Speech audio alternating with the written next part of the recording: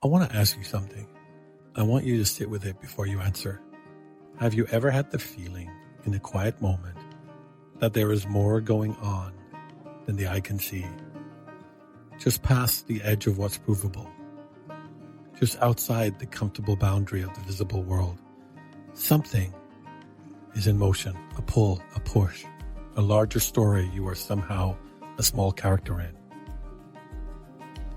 I've had that feeling my entire life, and I've been sensitive since I was a kid. I've stood in rooms where the air went thick for no reason that I could name.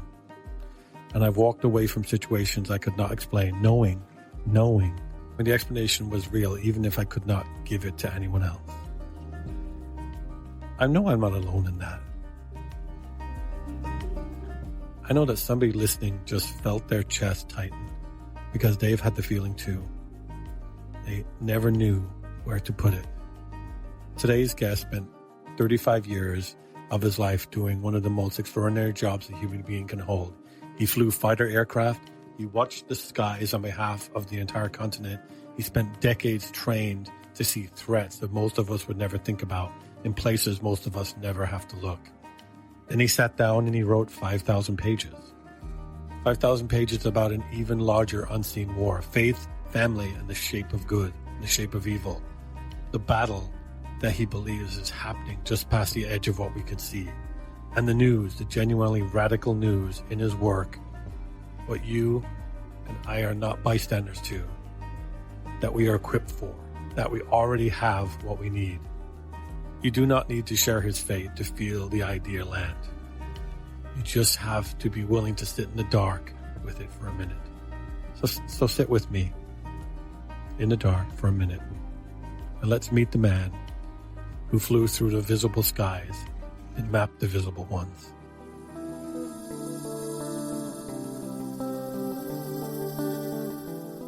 This is Spirit Talk Show, Bedtime Stories for Grown-Ups. I'm Doyle. Tonight's guest is Terrence Rotering. Terrence is a graduate of the United States Air Force Academy. He served 30 years in the United States Air Force as a weapons systems officer on a fighter aircraft. Deployed all over the world, he spent another 15 years at North America Aerospace Defense Command, NORAD, the command responsible for watching the skies over North America. 35 years of service, 35 years of looking, listening, and waiting for what most of us are lucky enough to never think about. Then he retired, sort of, because what he did next is not retirement by any honest definition of the word. He sat down and in 2 years wrote 5,000-page epic, 11 books, a series called the Chronicles of Trinith, described as a trilogy of trilogies plus two, that braids together fantasy, science fiction, spiritual warfare in a single unified saga. The capstone, the Tesseract Vortex, is on its way, with more books still being written. The story keeps growing. What he builds sits in a particular rare lineage. He is being compared to Tolkien for foundational mythos, to Lewis for moral imagination, for Peretti and Decker for spiritual warfare, for Asimov and Herbert for sentient artificial intelligence and the grand-scale science fiction, and to Jordan, Martin, and King for the sheer epic scope of it. That is heavy company. Whatever else you make of an undertaking like this, you have to respect the man who shows up at the page that long, that consistently, with that much to say. But there's a thing that makes Terrence's work a little different from anyone he's compared to. He calls it unfencing the fiction. He does not believe the spiritual war he is writing about stays politely inside the covers of his book. He believes it walks out in the living world and finds you. And this is the warm beating heart of it all. That you are equipped, that you have what you need. That in his words, unlike Frodo, you don't have a ring. Unlike Harry, you don't have a wand, but you have the stones. I love that line. I love a man who comes to the microphone with such a heart, that much faith, and a willingness to talk about honesty, and a willingness to talk about both honestly. Terrence, welcome to Spirit Talk Show. Terrence, thank you so much for coming on. Wow, I usually don't have so many. Maybe I shouldn't talk about the technical issues we have, because then I'll edit that out and people would have never known. But we got that out of the way already, and so now it's over. It's great. Well, thank you so much. I'm looking at I was reading your history. We did all our research, and you really had you went two very different paths. You did like 25 years, right? In 35 years. 35 years? 35? Yeah. Yeah, it's actually more than that. So they typically in the Air Force, are we recording? Just so you know. Oh, yeah. So what I typically do, I record from the second we come on because I can get banter at the beginning. Yeah. Super. Yeah. So I should have actually sang some Song of Silence there, Sounds of Silence with, Simon and Garfunkel. Well, okay. I mean, we're probably going to edit out a chunk of the technical stuff at the beginning that people don't need to hear. But they're hearing this, so they'll know what happened. Yeah. So, yeah. So 4 years at the Academy, Air Force Academy, 20 years in the Air Force, and then 15 years at NORAD Northcom. So it all adds up to almost, basically 39 years Air Force total. So, and then after that, the uniform comes off and you sit down and you write a book. So what happened to you inside that window of retirement and book? So there was a little bit of thinking ahead there. When I was 2005-ish, I wrote a very small story for my boys. And then just to show them that they could, the books they were reading as little children, 8 and 10 years old, that they could actually have a voice in the world. So I wrote that. And then 2010, I expanded on that just as a prequel, just for fun. They were still around. So I made it, big time longer, 500 pages or so. And then nothing happened with it until 2024. And that's when I rewrote those because I got serious. And I said, I'm going to finish this and make it a trilogy. And so I added a third one to it and made my first trilogy. And I thought I was done at that point. And so I remember thinking a long time ago when I first did those first two books, well, maybe someday when I'm old and, I can't run around anymore, I'll want to do something else. So maybe it'll be, writing books. And so that's actually what ended up happening. Wow. So, I'm looking at it says 5,000 pages in 2 years. That's not a hobby, Terrence. That's a calling, right? So when do you think it crossed from that hobby to an actual calling? Because I see your books behind you too. Yeah, so it gets a little bit into those God winks that I don't know if you heard of those, but I've got a series of what I call God winks. And the first one is, so when I was finishing that third book, or doing that third book to make a trilogy, Forever, because I had the Faithful Stand and I was doing Forever, and I needed a place that I had written into the story a lot about, but I didn't have a name for it. And I had an island on the map, but I didn't have a name for it. So I said, and trust me, this is worth waiting the minute for. I always get the hair on the back of my neck always stands up when I tell this story.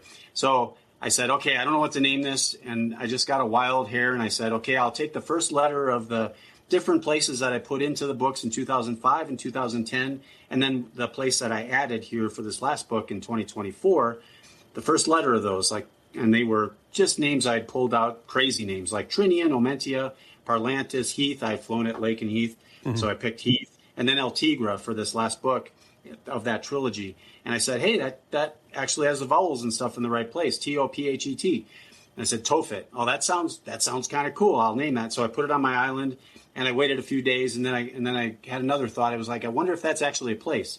So the place I had written about that everything started, and it's a little bit dark here because this was back in the fantasy time of the story, where people were sacrificing their kids over a fire to a demon. And so I said, okay, that was a kind of a cool name for that place. I looked it up, and Google comes back to me and it says it's a place in ancient Hinnom in the valley, or a place in ancient Israel in the valley of Hinnom, where the early Israelites, a sect of them, were sacrificing their children over a fire to a demon called Molech. And I was like, okay. So first of all, Doyle, here's the deal. So I wrote one story and pulled two names of places. I wrote a second one 5 years later just to make it more fun for my kids, 2 more places. And then I waited 15 more years, and then I wrote this third one. I never even planned on doing a trilogy and pulled out another place, El Tigra, E-T. And then I picked the letters of those places in the order they were introduced over those years. There's no way I could have planned that. There's no way, even subconsciously, I'm like, what the heck? So that blew me away. And so that was what I called my first God wink. And I said, maybe there's more to this. And I'm not like, hey, God's inspiring me to write these movies or anything like that. But something's going on. And so that kind of got me fired up, and I went from there. And that became your first. I'm thinking about the stories you used to tell my son about Suki the Superdog, are nothing compared to more children book stories. It seems like you've produced epics, and how your sons are grown now. I presume they're off writing books of their own. They're in their 30s now, yeah. 30s, wow. I mean, I have a 19-year-old son. That's my oldest, and he just left the house last year, and I'm going through that early struggle. But I've also got a 14-year-old, so they're not all gone. Yeah. So people are going to be interested in your working for NORAD, other than watching for Santa Claus on Christmas Eve. Right. That was always a fun thing. Yep. So you're spending every minute. Our lights are going on and off. So we're in this old building that's supposed to be haunted, and the light's acting weird tonight. It's the spirit talking there. Spirit talk. Yeah, we're getting some spirit talk here. The puns. Okay. So you watch NORAD in your job in NORAD. You're watching every day, vigilantly every day. So what does that do to a person having to sustain that level of vigilance? Yeah. So there was actually, me personally, there was more vigilance in the early 20 years of flying the 111 and the Strike Eagle kind of thing, because you were more hands-on. It was more operational. At the NORAD level, at that command level, NORAD and NORTHCOM, so Northern Command, we were split up more into, it's more of a government service job. So you're dealing more with the money aspect and the different programs, and you're not just watching through a radar for the Soviets or the Russians that come across the border kind of thing.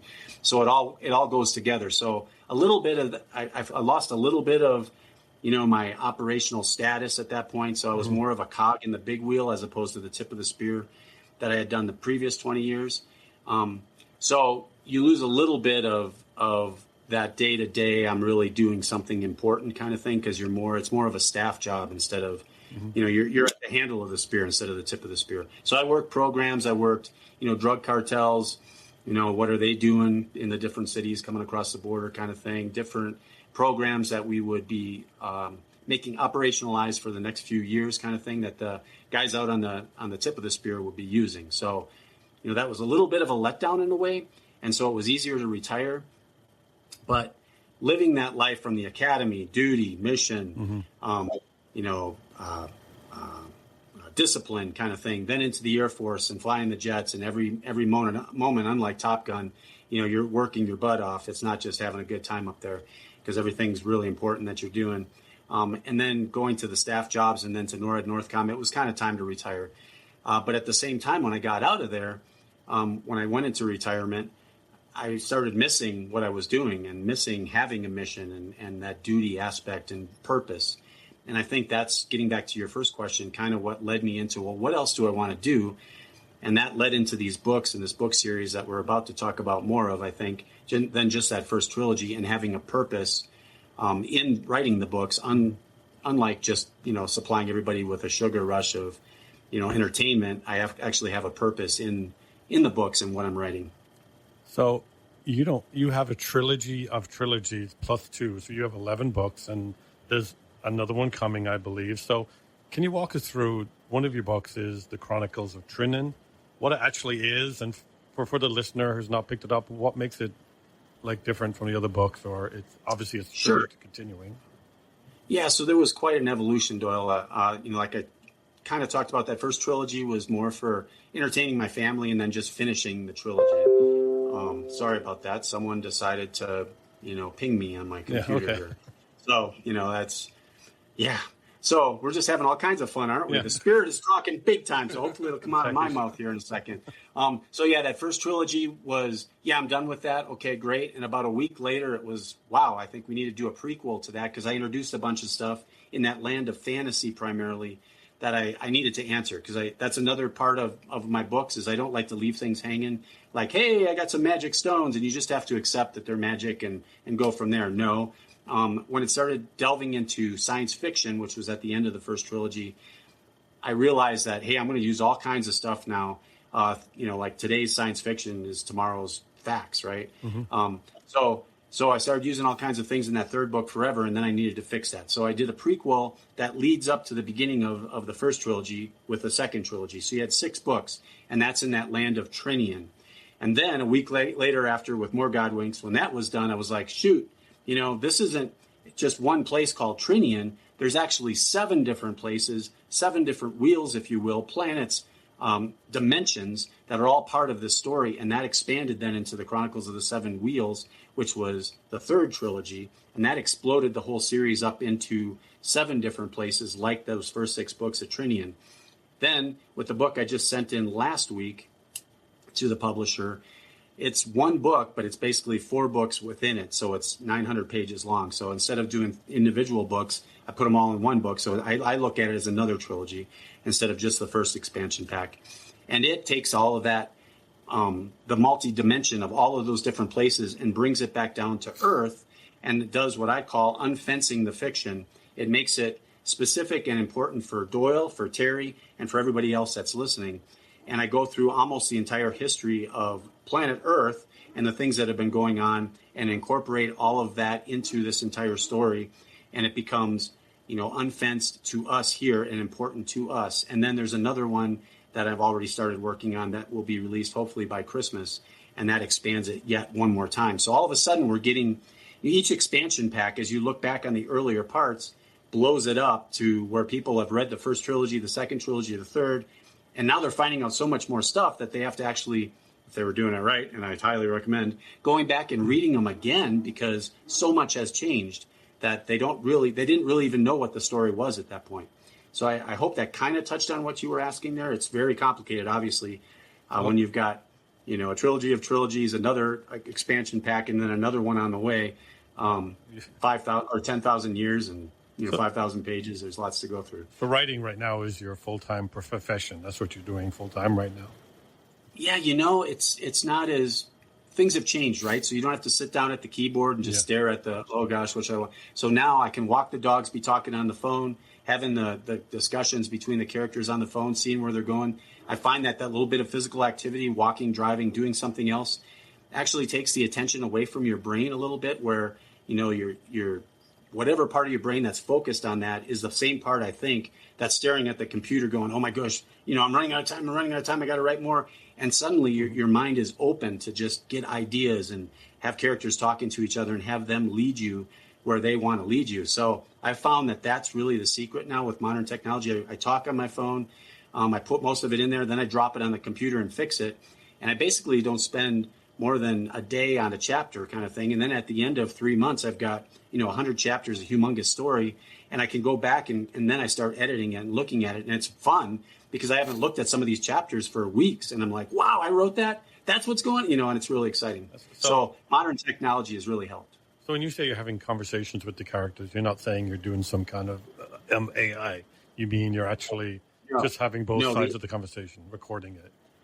Right, exactly. No, AI, is out. I mean, I use AI. I found this Gemini program like a month ago where I could actually take all of my books. It was one of the few things we had out there that you could take all of your books for like $20 and you could drop them into what's called a gem. And then you could ask it questions like, hey, tell me all the battles, tell me the characters. Because obviously when you get 11 books and 5,000 pages, you're like, well, what the heck did I, and I don't want to really go back and try to find that in the book, so that the AI can find it fast. No writing at all whatsoever. The only thing I, use technology for is, spelling and grammar correction, which is your basic word kind of thing, going back and looking at, but no AI writing for sure. So, but you've built you've wrote about AI because you've built this multiverse with a sentient AI in it, right? And as a man who comes from the world of Weapon and NORAD, what do you think we're not asking ourselves about AI yet that we should be asking ourselves? I think it's really pretty obvious to me. Everybody I talk to, not everyone, but, my kids and other people and stuff, they're like, oh, yeah, everybody's making too big of a deal out of AI, because it only can do, what you programmed it to do. And it's like, have you been hearing the same things that I've been hearing? Because, AI is talking to each other and they don't know what they're saying and they're coming up with their own language. And, I think, the sentient AI thing I have primarily as the bad guy in the fictional books towards the end. I'm not sure it's going to become sentient, but I'm not sure we're going to know the difference between sentient and just so far advanced it is able to compute and to come up with answers and such, and to really have unintended consequences when we use it. to really, I don't know that there's really going to be a difference between it's sentient and evil, or it's just messing up big time and it's in control of so much stuff, because all the countries and everybody, all the businesses, they're all competing, the corporations, to have the best one so they can make money, or so they can, dominate other countries and such. So they're going to be letting it go, if you will, letting it loose. And I'm not sure we know exactly where it's going to go. Yeah, I know. I mean, I work with it a lot, and I think that my feeling is I don't feel doom and gloom, but I think definitely it's going to have unforeseen things that we hadn't planned for. And maybe some people are planning for them that we don't know. So, but let's go back to your work. I was reading somewhere where what does it actually mean when you say to the reader, the battle is real and it is yours and you are equipped? Yeah, so, and that's part of what's evolved through this series, if you will, that getting big and then coming back down to the reader and the unfencing of the fiction. So this whole story, even in the beginning, one of the main arcs and the main themes is, good versus evil. So, I go with, well, who's the ultimate, and one of the freedoms that I have in using all three of the genres and using 10,000 years and using multiple dimensions is I can go anywhere and do anything. So the ultimate big guy on both sides of the chessboard, the kings are God and Satan, basically. And then those are the dudes behind the battles. And then the chessboard is filled with the bishops and the rooks and the knights of all of the other major characters, and then down to the pawns of the people that we're really looking at for the specific characters and how they, deal with love and, anger and envy and jealousy and all of those things. So the battle is what really is going on behind the scenes here in our lives between good and evil. And however you want to look at that, is that God and Satan? Is that just human nature, good guys and bad guys? And then how we deal with it and how we look at all these characters in the books and what we can learn from them and how we can learn from them to deal with all the problems that, just like them, we're facing.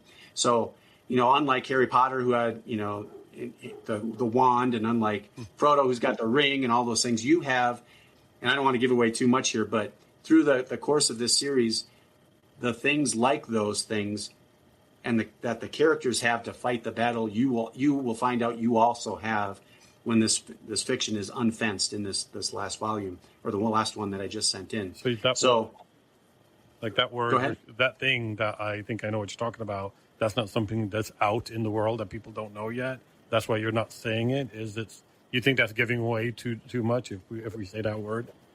Okay, well, actually, I'll tell you the answer, and I'll blend it in with one of the other Godwinks. So one of the other Godwinks that I have is, a couple of years ago, I'm a big Christian guy, Doyle. So I have two big scriptures in the works. John 3:16, God loved us so much, he sent his son to save us. And then Job 19:25 through 27, I know my Redeemer lives, and in the end, I'll stand upon the earth and I'll see him. Oh, how I'm so excited for this. I'm waiting for this. So the reasons I bring that up is a couple of years ago, I'd wake up from the Air Force times and I couldn't sleep. I can't sleep for more than, 4 to 5 hours. I get up at 1 o'clock every morning. So, if I'm talking too slow or losing my train of thought here, it's because I've been up for a long time. But I'm used to it. Anyway, so John 3:16. So I wake up in the morning, I take a picture of my clock at 3:16, and I put John in front of it and just post it on Facebook. I did that for like 2 years. Then I published the first book and the second book, and they come out and they have, the second book has 316 pages, and I'm like, okay, that's kind of interesting. And then I had this piece of gold that I had to use to finance my first self-published and second and third self-published books. And the day that I called them in, I said, how much you can give me for this ounce of gold? And the guy was like, well, it's changing all the time, but right now I'll give you $2,316. And I was like, okay, that's odd. And the first person on Goodreads that does a review of my book, it's her 316th review. And I'm like, okay, this is really getting kind of strange. So it goes on and on and on, but I'll leave it there for now and just get to the main point here. So this last one that I just sent in, I had the whole book written, but the main character was going to be my second granddaughter because I had put my first granddaughter into the series earlier. And then we had a second granddaughter come, and I'm like, well, I can't just leave her out because someday she's going to be like, Grandpa, how come I'm not in the books? So I was waiting for her name, and we were waiting for her birth. Well, guess when she was born? March 16th, 3/16. Yeah, so I was like kind of blown away by that because that wasn't planned. Obviously, I kind of knew, coming up on it that it was going to be close kind of thing, but still blew me away. And then they said, her name, which I'm not going to tell you immediately, but this whole next book was about the fruits of the Spirit. Okay, so there's stones in these books, and each one of these colored stones is a different fruit of the Spirit kind of deal. And it's really big in the books, and you got to read the books to find out exactly what it all means. But anyways, fruit of the Spirit. So then they tell me her name, and it's, her middle name is Thea, and I'm going, where do you come up with a name like that? I mean, what does that name mean? So I look it up, and it means gift of God, or gifts of the Spirit. And I'm like, okay, so that blew me away, because they had no idea. They hadn't read the books. They haven't read the books yet. They had no idea what I had written in this book or what it was about. And then her middle name is a perfect name for a character for these books. So that's kind of where we're going with, and it's so much bigger than that, Doyle. But if someone just hears that to go, hey, but yeah. I mean, in doing this show the last few months, and by the way, I don't know if I told you from the beginning, Howie is in the studio with me right here. Hi, Howie. You have Howie here with me, but Howie the hand. We've been having some powerful connections with Christian people. I did a podcast today with a Christian person. I wouldn't describe myself as Christian. I was following the faith for a while. But that's not what we're talking about. But there's, I have some really amazing experiences with people who obviously have a great connection with God, and so there's something stirring in my life that just keeps throwing people like yourself and these other people I've spoken to in my path to speak to, that gives me that knot in the top of my heart. But I want to ask you about, you're talking about God and your faith in your book. Yeah. So was there a moment in writing the saga that you felt like you got to something that was larger, like something was steering you? It wasn't just about your pen. Was there a moment you said, wait, there's something more than just a fun story for my boys here? Yeah, so I wanted to put, and even in the first trilogy, there's God stuff in there. Because like I kind of alluded to early, I'm giving people something to eat, basically, when I'm writing these books. And entertainment is wonderful, but there's a lot of entertainment out there, right? So I wanted to also have a purpose in doing it, and I wanted to share what I believe is true. As you get older, and you guys still have a ways to go, but when you're 63 and then you go, hey, I got to do something or write some books, having purpose behind what you're writing is kind of the key to the whole thing, right? That's what's just keeping me going here, and keeping the story evolving. So these God winks, these 316 things are just kind of huge. And, I guess they're motivating me, inspiring me to keep going with this, because I'm kind of getting the signal, and I don't know if it's true or not. Maybe it's just I'm being inspired just for my sake, just to write these things. Mm-hmm. But between that, the 316s, the Tophet, there's a Ketuvim thing in there. There's all kinds of things that just keep building to say that I'm already connected to reality in this fictional series and what I'm doing. So between that and wanting to have that purpose and to share what I believe is true in that word, that's kind of what's kept this all going. And I don't know if it's really a moment. It's been a series of moments that just continue on through the things that I've told you and other things. And so that's why the series to me is really different than a lot of stuff that's out there, because when you get done with the Harry Potters, and I'm not kind of trying to diss it, but entertainment's great.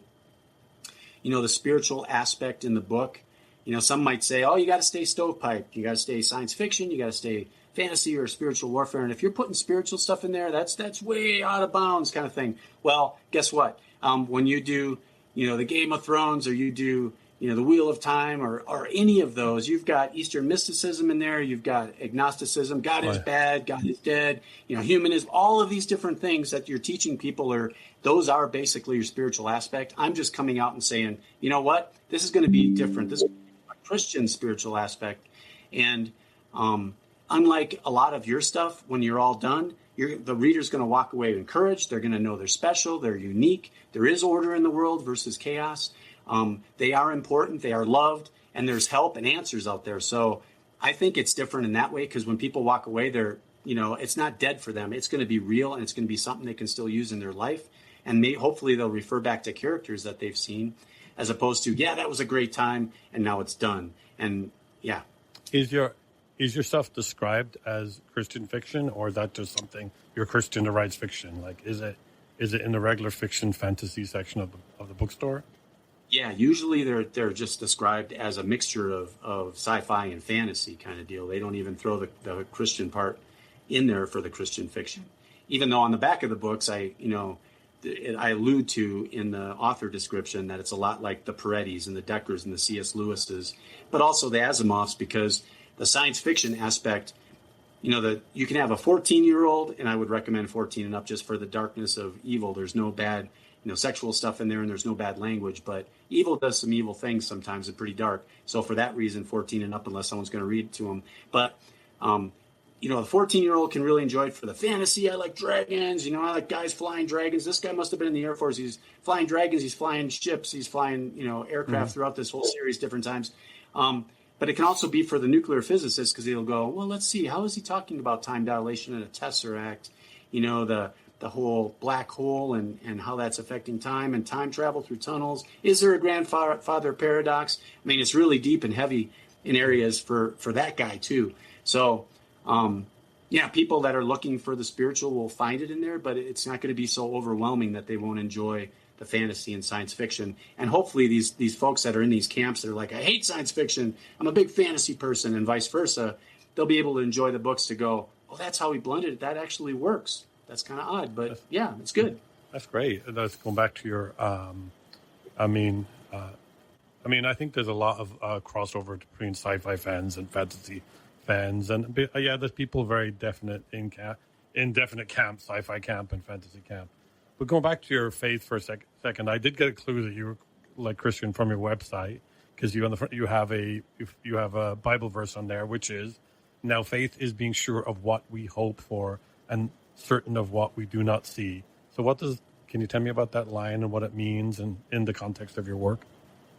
Sure. So, obviously faith wouldn't be faith if it was something that was an absolute you could point somebody to and go, I got the answer and here it is. See?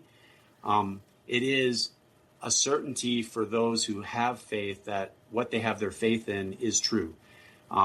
So I know I can't prove it to you by pointing you to something right here. It would be an argument with you, Doyle, to say, Christianity is the answer versus Buddha versus Hinduism versus Islam. Mm-hmm. I would say, who else has had, a guy that said, I am the answer, I am the Son of God, and then rise from the dead and have tons of witnesses. I don't even think there's anybody else that's even claimed to do that.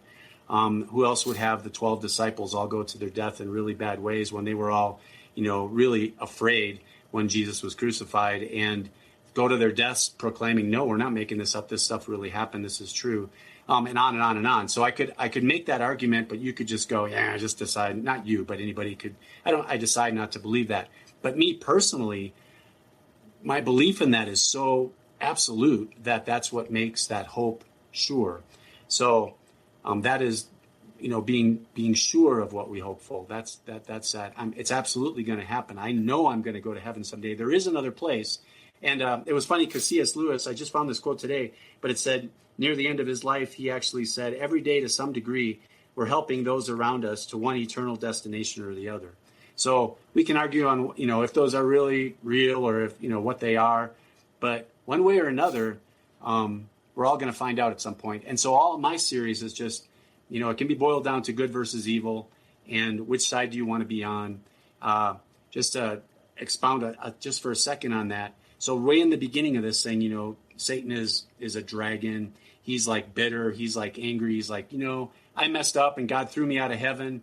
And he won't forgive me, but he's going to forgive all these other people, because of what his son did, and I'm going to destroy that creation. Now, I hate them. And so the whole thing is, in all these different times and all these different places, is him trying to destroy and take the creation, that pinnacle of God's creation, away from him. And then God on the other side is, guess what? It's not really a fair fight because you're a created being too. And, I am not even a being. I am those things that you humans refer to as love and peace and joy and truth. We can't even put our arms around that concept. But so I'm on the other side, and my angels versus your demons, and all that stuff acts within the science fiction and the fantasy and all of that, and it's all mixed up, and it's just I think a great story of good versus evil. So have you ever heard of? Because I'm not trying to challenge what you're saying at all, but have you heard of apologetics? The people who do studies in apologetics. And the reason I'm saying is because you said that I think something I struggled with my faith, and I would call myself a person that believes in intelligent design, right? I definitely believe in intelligent design. That's because I believe there's mathematical formulas and concepts that prove that there's certain things that were made irreversibly complex, right? Certain things were, they have to have been created, right? I'm not sure I'm on the Jesus Christ Nazareth train completely, but definitely a person of faith. And you said that, but is it important that they can't point to something for it to be faith? Is that what you're saying? Like, there's no one thing you can point to. You're not being faithful if I'm giving you proof, if I have to give you proof. Oh, no, because you could still deny, there's, Evidence That Demands a Verdict, I think, is one of those big books or series, and I forget who the author is, but a lot of apologetics in that, or even, where scientists will say, if the odds against for something are 1 or against something are 1 to 10 to the 42nd or something like that, it's impossible. So it got to that with evolution, just straight evolution. And so they basically said, well, life must have come from somewhere else on the planet because it would have taken too long and our planet isn't old enough. So they keep, and really it kind of makes sense, because if you don't have a faith in intelligent design and you're looking at it purely from just a scientific point of view, you have to come up with an answer like evolution, because what else do you have? I mean, if you can't have the supernatural, you have to have just the natural, then you're not going to come up with an answer that is a God or, intelligent design. But, no, I'm not saying that you can't have proof. I would throw all kinds of what I consider proof at the person that wouldn't believe. But they would still, I think, choose, if they were hard over that they were not going to believe, they would find an answer for just, well, I don't believe that. And I hear that a lot, not just in spiritual matters, but just in everything, politics, whatever. You talk to people and you say, well, this is what I've heard. This is what the news said. Or, oh, I don't believe that. So people will just dismiss. I think if, the spiritual aspect, for lack of a better word, if the dark side still has a hold on them, they will find a way to just dismiss what you're saying as any kind of what you would say would maybe be proof, or a bunch of proofs, things that would make it more likely that this is true than not true, and they just dismiss it. So, no, I'm not saying you can't have proof for it. I would just say some people would deny what that proof is. And you're saying that, I heard you use like evolution, and you talked about, you don't think there's room in Genesis for evolution? You think it's specifically, I mean, I know we're going off a train track in a different direction. No, that's why this is great. No, I don't mind at all. No, I think, personally, I think that God is so big. If you're going to accept that there is a God in intelligent design, a God that could create everything that we see out there, I think he could do it in what we think is 6 days. I think that's kind of putting handcuffs on him or limiting him.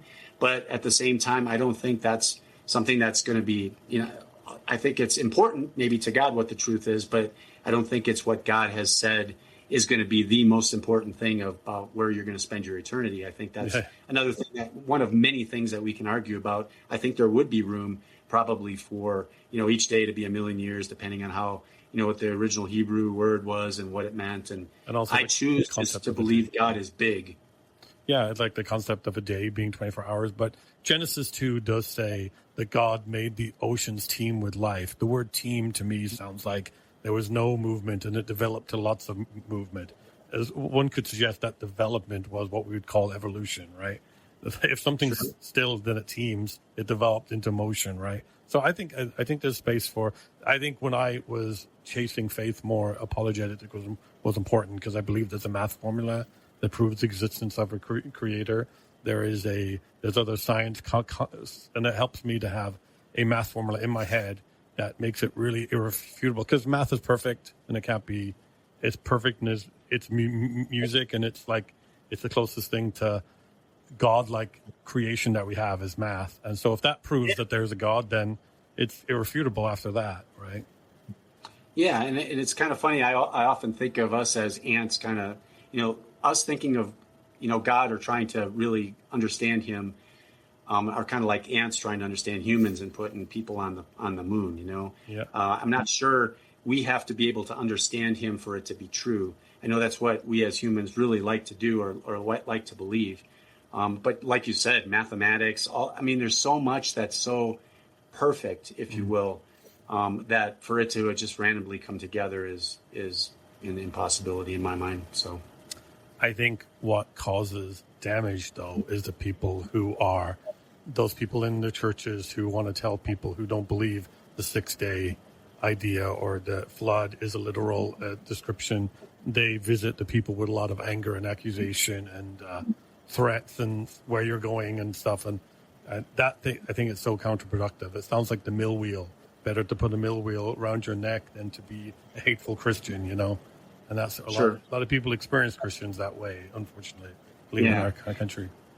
If I could say one other thing real quick on that, Doyle, just remember there's also the thought of an old earth kind of thing. So there's lots of stuff in Genesis too with trees and, the solar system. And so if he speaks these things into existence, he speaks a tree, then that tree wasn't all just a seed on day whatever, unless you have to accept that a day is a lot longer than one day. If he does speak those things into age, to begin that age, then he can also have had, you don't need time for those things to develop. So that's just another thought on that. And then on the Christian aspect of people in churches, just remember also that no matter what we're talking about, whether it be politics, which we're not going to get into, but politics or anything else, the whole don't shoot the messenger kind of thing. Yeah. What the messenger is saying isn't necessarily true or untrue based on how they're presenting it. So Christians will have, just like any other people, because we're all flawed humans, that's why we do need a savior, they will have problems. Some people will have problems in the way they interact with other people and the way they do and say things. Absolutely. And so the grace has to be given not only for the person who is coming into the church, but also for the people that are there to realize they are also flawed people. That's why they're in church. So, but I totally get what you're saying. It is an area but I'm sorry, we're focusing more back on you because this is about honoring you and something we do in our show. I don't know if you listen to any of our shows, and we do this thing. We researched your books, we researched you, we looked up about you, and we wrote a tribute story to you, right? And it's about a page long, and if you'll indulge us for the next, the sultry voice of Howie, I have to call it the sultry voice because his fans demand it. I call it the sultry voice of Howie, and he's going to read this tribute story to you if you'll indulge us for a few seconds. And here is Howie. Thank you. There is a particular kind of man There is a particular kind of man you do not meet very often anymore. He shows up early. He keeps his word. He does the hard, unglamorous work nobody is watching, and he does it the same way for 35 years because the work matters more than whether anyone is paying attention. That is Terrence. For most of his life, he was paid to watch, to look for what the rest of us are lucky enough never to have to look for. He flew in fighter aircraft. He stood at the consoles of NORAD. He spent decades training his eyes for the kind of threat that, when it comes, does not give a person time to prepare. That kind of vigilance shapes you. It makes you steady in a way most people never have to become. And it makes you a believer. I think in the seriousness of unseen things, because Terrence spent a career dealing with realities that the average person never had to acknowledge were on the radar at all. Then he took the uniform off, and he did something almost no one I have ever met has done. He sat down, and he worked. 5,000 pages in 2 years, 11 books, a multiverse, a trilogy of trilogies plus 2, with more still being written. That is not retirement. That is not a hobby. That is a man who heard a calling and answered it with the same discipline he gave to flying fighters, the same vigilance, the same refusal to leave the post before the post is done. But what really gets me about Terrence is not the scope of the work. It is what is inside the work. He is writing about the same unseen war he spent his career half suspecting was always running underneath the visible one. He calls it spiritual warfare. He writes it without apology. And the radical thing, the thing I keep coming back to, is what he says to the reader at the end of it. He says, You are equipped. You are not a bystander. You are not powerless. Unlike Frodo, you don't have a ring. Unlike Harry, you don't have a wand. But you have the stones. That is a gift. That is the line I will keep with me from this episode, because so much of what passes for storytelling these days makes the reader smaller, makes them feel like the only people who get to fight the big battles are the ones with magic on their side. Terrence refuses that. He hands the reader their courage back. He says you already have everything you need. He calls us jars of clay, easily shattered on the outside, unshatterable on the inside. And whether or not you share his faith, and I do not in the form he holds it, that image is doing real, beautiful work. It is the same news every honest spiritual tradition has been trying to tell us for as long as humans have been telling each other stories. You are more than what can be broken. What is inside you does not shatter. You are already equipped for the fight you did not know you were in. That is the man behind the books. And that, I think, is the bedtime story for grown-ups we all needed. Well, that was really beautiful, and I really thank you guys for that. I appreciate it. And yeah, kind of pointed out something I maybe hadn't thought of straightforward is the series is just me in my retirement getting ready to check out someday, probably soon or, at any point, and just trying to pass the baton on. So, yeah, thank you. That was wonderful.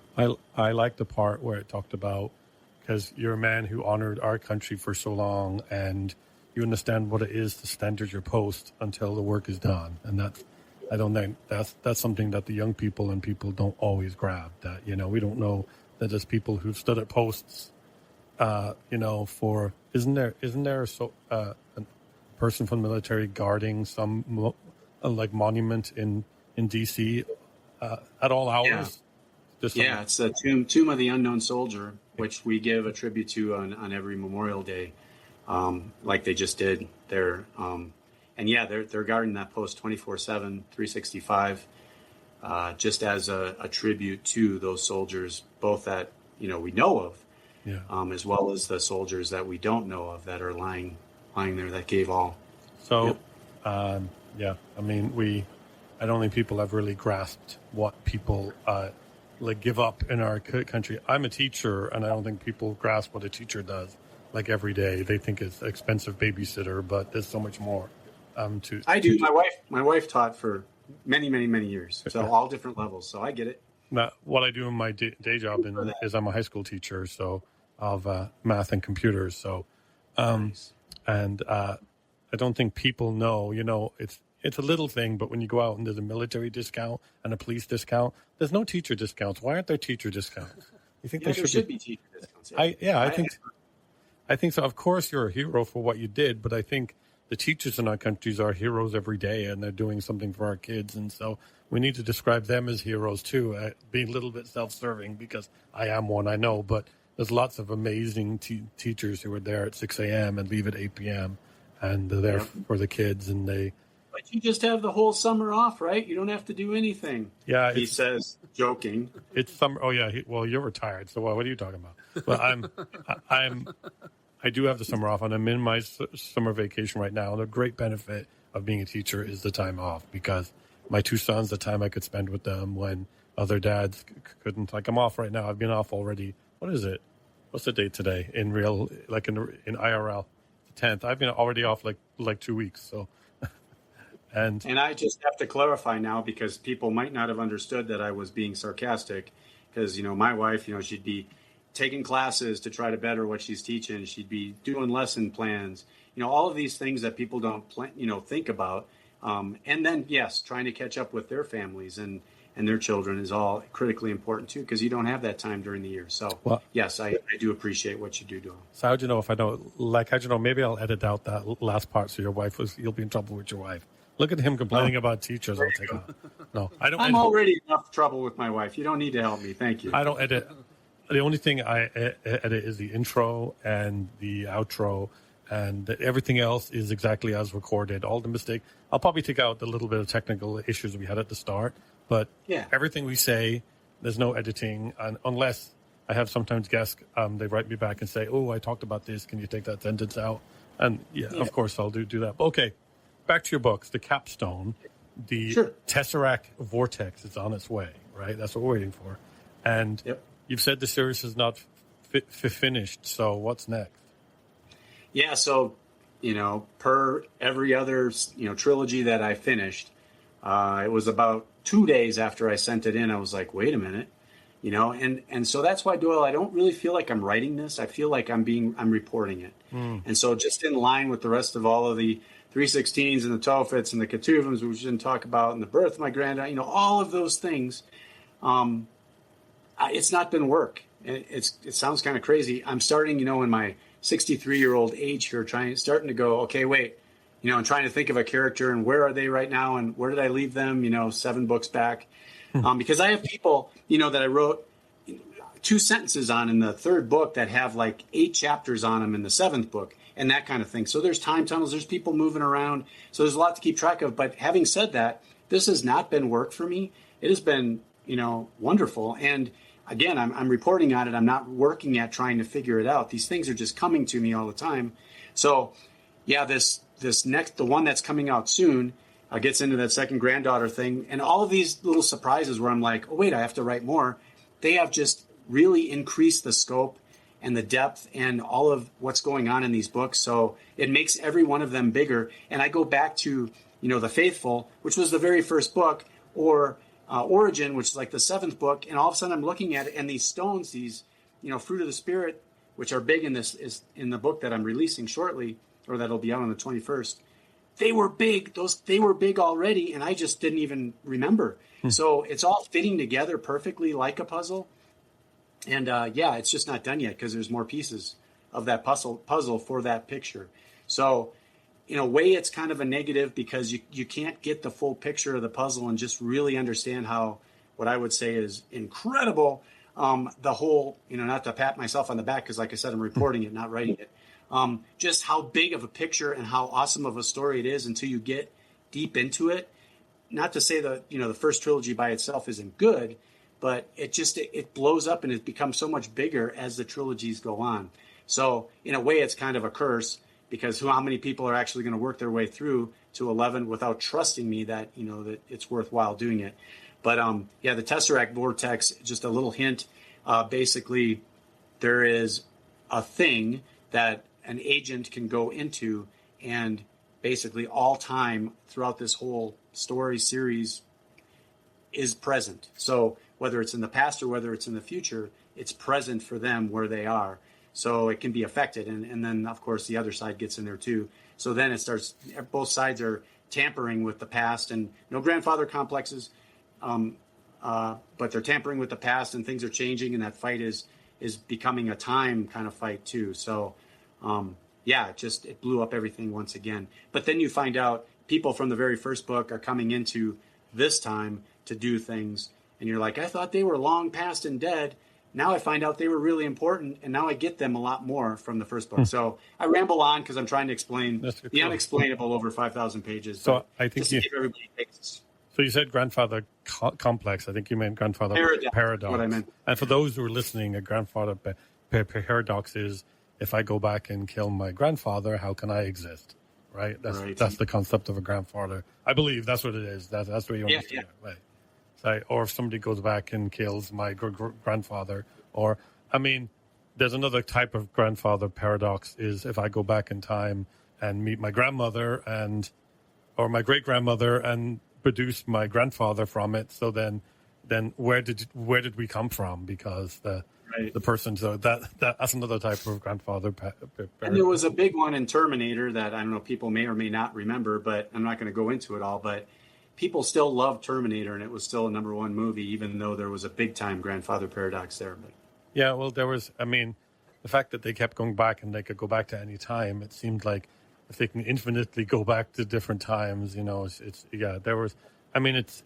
It's sci-fi and it's silly. There's lots of stories you have to suspend belief for. Harry Potter, This one, not this one. That's my big claim to fame, I think. And I'm still waiting for someone to tell me I screwed up.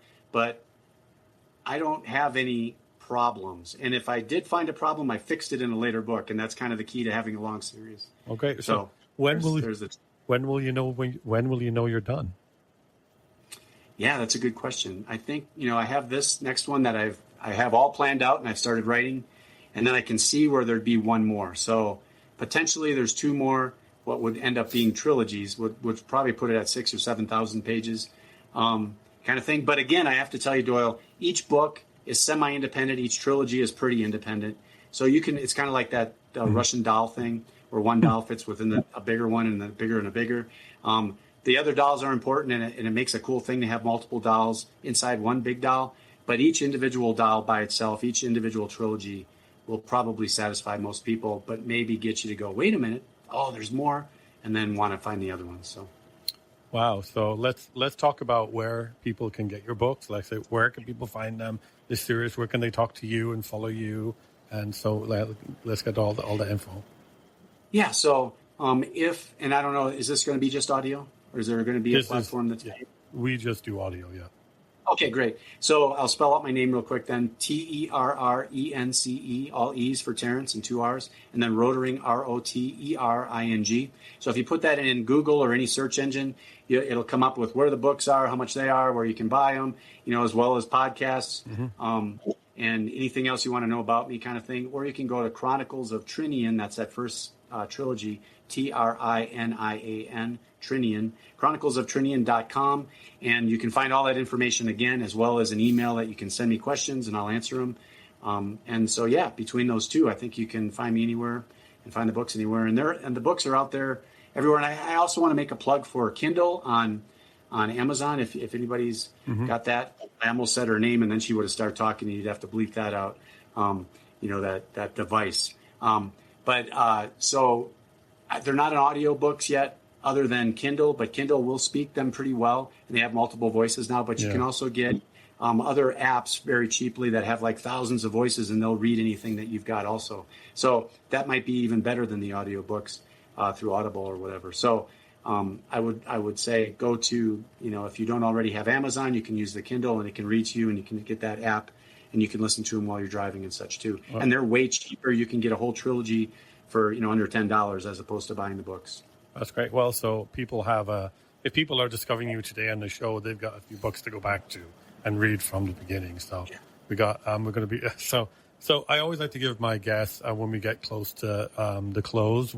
So before we close, is there anything I did not ask you that you wanted to say, or is there any message you'd like to give to the listeners who are listening and trying to find some connection, listening to these podcasts?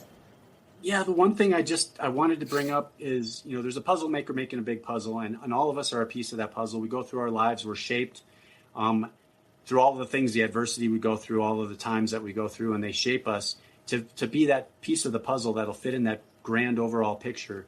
And I just wanted to encourage, especially young people that might be listening, is don't try too much to be some other piece of the puzzle. Be your own piece of the puzzle and figure out how you'll fit in that big picture. We don't need more than one piece of any individual piece of a puzzle. We don't need two, quarterbacks of the football teams or the head of the cheerleading squad, if you will. We need you, and we need your piece to fit in that piece of the puzzle. So I would just like to encourage people to do that. And then the last thing, Doyle, is, every morning, I've done this for quite some time and it works pretty well. And another thing I want to encourage people to do is when you wake up in the morning, just smile and then think of what the different letters of smile mean. The S for service, the M for mission, the I for intentionality, the L for legacy, and the E for eternity. And a very quick description is, who am I serving today? What is my mission? What are just a couple things that I should do that kind of fit into that? That's the intentionality, the actions. And that will build a legacy for you day after day after day, just like, 7 pages of a story every day. And all of a sudden you've got this humongous series. And that builds a legacy, and that'll hopefully lead into where you want to go on your deathbed. And you can look back on a life well lived. So just wake up and smile and know that you're important and that God loves you and that you're a piece of that puzzle, and never forget that, because you are important and you have purpose. So thank you for the opportunity to say that. Thank you. I know I told you that was going to be the closing comment, but I'm really fascinated by this smile thing. So you talk of the 5 service, mission, intentionality, legacy, and eternity. Which one do you think is the hardest for people to learn? Let's see. So that's a really good question I hadn't thought of too much. Legacy will come by itself. Eternity will also come, based on all the things we talked about, a much longer podcast. Who you're serving, what your mission is, probably the intentionality. What am I supposed to do today? And I think if, the other things just lead you into, give me a couple things to do today. And when I go to bed tonight, if I've accomplished them, then I'll feel pretty good about it. Okay. So if those things are directed toward what you think is important, that service and the mission, then I think you'll lead a life that you look back on and be pretty happy with. So if someone is listening and they say, this speaks to me, and where do they begin tomorrow? Is it just to wake up and smile? Where do they begin? I think that is what it'll be. So if they wake up, and I found that in the morning, I don't know about you, but I find in the morning, my mind is just cranking. It's jumping around all over the place. I think they'll, you could think about beforehand, service and mission, what does that mean? I'm not in the military, But I mean, whether you're serving your family, you're serving your spouse, you're serving your brother and sister, you're serving in that, whatever, just give back a little bit, invest a little bit, and look at how you can do that. And I guarantee you, if you do that, if you invest in your time, which is probably your most precious asset that you'll ever have, and you usually don't realize that till you get to my age. Mm-hmm. But if you invest a little bit of your time in other people, and that kind of shows you what that service or mission is, you'll figure out things you can do. And by doing those things, even if it's just feeling good about yourself, you'll realize that you're not wasting your time here. You're actually doing something that has purpose. And I think as long as you're doing something that has purpose, you'll be happy, and you'll feel fulfilled by it. I think I've spoken to a lot of service people and a lot of police officers and stuff, and sometimes there's a sadness behind them, but you have a light. You have an obvious light, and you have an obvious, you don't seem to live in that anxiety and pressure that a lot of people who serve in those positions tend to live in. And so it's a pleasure to hear that and see that. I'm always concerned that I'm going to get that, that sadness that seems to come with some people who serve in that way. Well, I get sad too, but thank you, Doyle. But thank you for your light. So I know I said you were going to have the last word, so I'll let you have the last word, but thank you so much for coming on. And thank you for what you do. We'll send people to your stories, and you can close us out with whatever you like.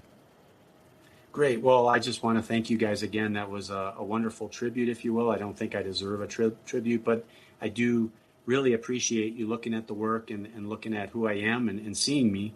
And I think that was just wonderful. That's a wonderful piece of your podcast that you guys do. And I'm lost for words. Okay. Beyond that, so just thanks. Thank you so much. So to Terrence, I wanted to have a bit of silent recording just because there was a little bit of interference, and if I can get a 5 seconds snippet of it, I can take it out so it can be quiet for 5 seconds. Okay.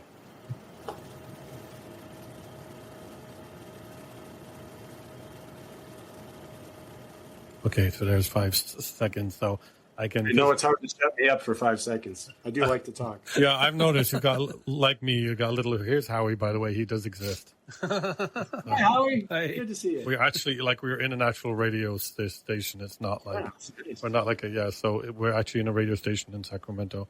Okay. Hey, thank you so much. This was fun, and I'll be in touch with you with the next steps. And you said you have a book that's coming out on the 25th, and so of June. Mm-hmm. Yep. June? Okay. I don't know. I'll have to look at the schedule to see how close we can get it out to around that time. If I put you in my regular schedule right now, it probably wouldn't be out till November because that's how many episodes I have in the can. But for episodes that have a timing issue like that, I usually can slip them in early to get coincide. And I will write the description and stuff, and I'll send it to you for if you want to add links and stuff in there, whatever you want to have. So I'll stay in touch. But thank you so much. That. Thank you so much. I love your podcast, and there's more to talk about if you ever have a whole. And it doesn't sound like you do, but if something were to happen, and all of a sudden you got 4 shows you're recording every week, or 5 or 6, feel free, just drop me a line. There's so much more to talk about. Oh yeah, I'd love to have you back on, and we definitely. I make time for the important conversations, and not that everybody's not important, but stuff that touch me a little bit more. And so I definitely have, because I got people now booked in November. And what happens is when I get there, they've forgotten that they booked and now they're not available. So I frequently have spots open. I'm ruthless. Like if I text you and I don't get a confirmation, then I'm presuming you've lost interest. So I'm not going to spend a week chasing somebody around. So sure. I frequently get spots open up. But hey, thank you. And good luck on the book release that's coming. Thank you so much. And I'll throw in a wonderful comment. If you don't mind doing a quick review on podcast or Podmatch, I'd appreciate it. Yeah, I will throw that up here. And I'll also send you a copy of the tribute story tomorrow. So. Oh, excellent. Thank you. Okay. Thank you guys again. Appreciate it. God bless. God bless. Okay. Before we close tonight, I want to leave a little room for what happened here. Not to explain it, not to debate it, just feel it. Because sometimes a conversation reaches beyond the person speaking. It finds an unfinished place inside us, a question we've been carrying, a purpose we have misplaced, or part of ourselves we've been quietly trying to understand. Terrence Rotering spent nearly 4 decades serving his country. He learned what it means to accept mission, to remain vigilant, and to stand at a post until the work is done. And when that chapter of his life ended, he discovered something that many of us eventually have to learn. Service does not always end when the uniform comes off. Sometimes the mission simply changes. The aircraft became dragons. The command centers became distant worlds. The threats on the radar became the unseen battles taking place inside the human heart. And the man who had spent his life watching the horizon began writing stories that asked the rest of us to look inward. Thousands of pages, 11 books and counting. A trilogy of trilogies, new worlds, new dimensions, and stories that continue to grow far beyond what he first imagined when he sat down to write something for his sons. But beneath all the worlds, all of those battles, all those stones, heroes, villains, and mysteries, there's one quiet message. You matter. You have a place here. You are equipped. Tonight, Terrence described life as a puzzle created by a puzzle maker, and each of us has a piece shaped by everything we have endured. The losses, the victories, the disappointments, the strange turns we never expected, the things we would never have chosen, but somehow became part of our shape. Maybe you can spend a long time looking at your own shape and wondering what's wrong with it. Maybe you wished you were more like somebody else, more successful, more certain, more faithful, more talented, less wounded, less complicated. But a puzzle does not need 2 copies of the same piece. It needs the piece only you can be. Your life may not make complete sense while you're holding it by yourself. A single piece puzzle rarely reveals the whole picture. It may appear uneven or strangely shaped. Its colors may even seem disconnected from everything surrounding it. But that does not mean it's made incorrectly. It may simply mean that you have not yet seen where it belongs. Perhaps that is what fate is. Not having the entire picture, but trusting that your piece will still have a place within it. And whether you call your faith God, purpose, love, intelligence, and design, human connection, or simply the mystery that keeps us drawing us together towards one another, there are moments when the noise quietens and we feel something underneath it all. A stir, a pull, a small recognition that says, pay attention, this may be meant for you. So listeners, I'm asking you not to rush away from that feeling. Sit with it for a moment, please. Where did tonight's conversation touch you? Was it the idea of discovering another mission after one chapter of life has ended? Was it Terrence's discipline, writing page after page without knowing how large the story was eventually going to become? Was it his belief that there's order beneath that sometimes looks like chaos? Was it the reminder that your time is precious? Or simply was it the thought that you are important, you are loved, and there may be work in this work that only you can do? Terrence offered us the word smile.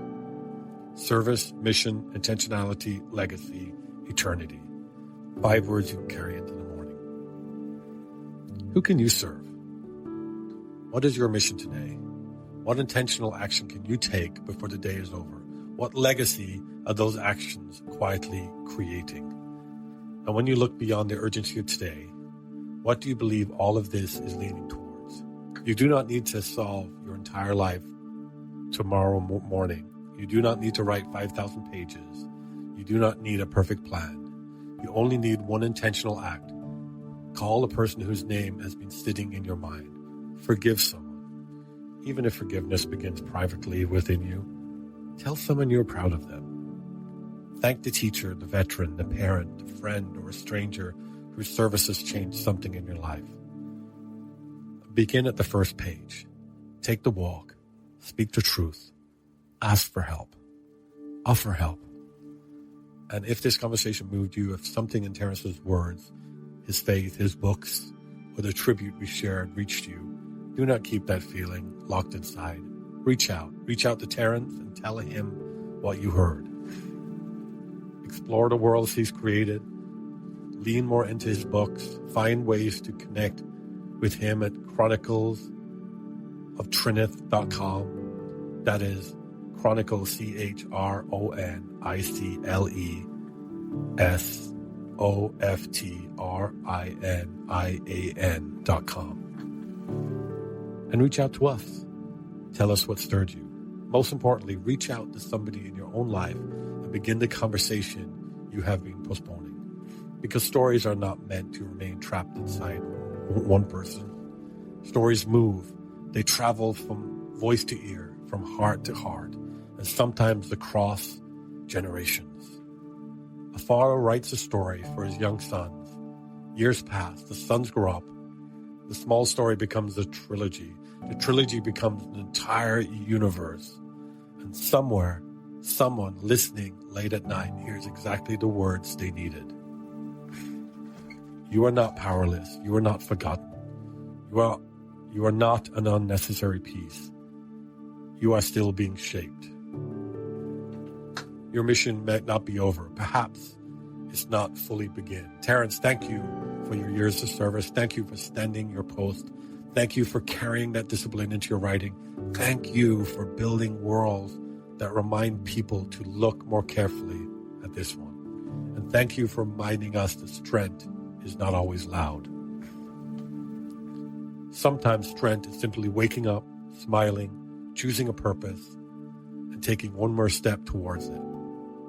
To everyone listening, be gentle with the unfinished parts of yourself. Trust that chapters which confuse you may sometime become essential to the story. Remember that what appears broken may simply be taking its final shape. And never underestimate what can begin with one person, one idea, one act of service, or one page. This is Spirit Talk Show, bedtime stories for grown-ups. Sleep well, wake with purpose, find the place where your peace belongs. Now go make a story worth telling. Good night.